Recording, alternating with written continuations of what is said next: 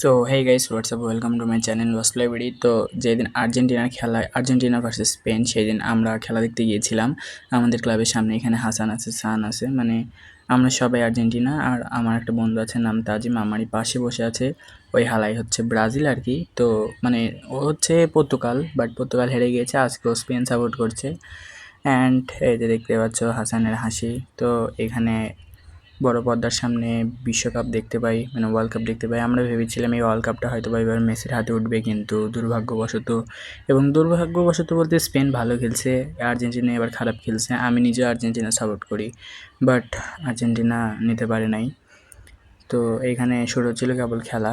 তো মাঝে মধ্যে ফ্ল্যাশ ধরছিলাম, মাঝে মধ্যে ফ্ল্যাশ বন্ধ করছিলাম। ওইখানে সান আছে, তো সান বলছিল মামা ফ্ল্যাশ বন্ধ কর, তারপরে ভিডিও কর, ভালো লাগবে। দেন এখানে দেখো আমি ভিডিও করতেছিলাম, এই দিক দিয়ে আবার একটু সমস্যা হয়, দেন আবার চলে আসে, সমস্যা নাই। মানে এখানে কি বলবো, আমি ভিডিও করতেছিলাম, আমার পাশে আমার বন্ধুরা বসেছিল, মানে তার পাশে খেলা ছিল। এইখানে কি বলবো, পটকা তো না, এগুলা বলে কি, রকেট উড়াচ্ছিল এরা, মানে বড় ভাইরা।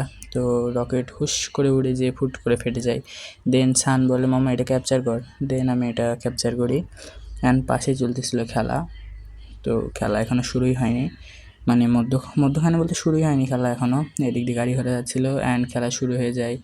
অ্যান্ড 0-0 গোল, আমরা ভাবি আর্জেন্টিনা হয়তো বা জিতবে।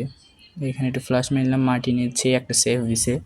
আচ্ছা যাই হোক, তো এইখানে আবার আমরা কি বলবো, মানে খেলা শেষ, দেখলাম আর্জেন্টিনা হেরে গিয়েছে। অ্যান্ড আমার বন্ধু আছে যে হাসান, ও পুরো কান্না করে দিছে, মানে বাস্তবে ও কান্না করে দিছিল। ওই যে চোখ দিয়ে পানি দেখতেই পারলা। তো আজকের জন্য এই পর্যন্তই। তো হাসানের জন্য হলো একটু লাইক করে দিও।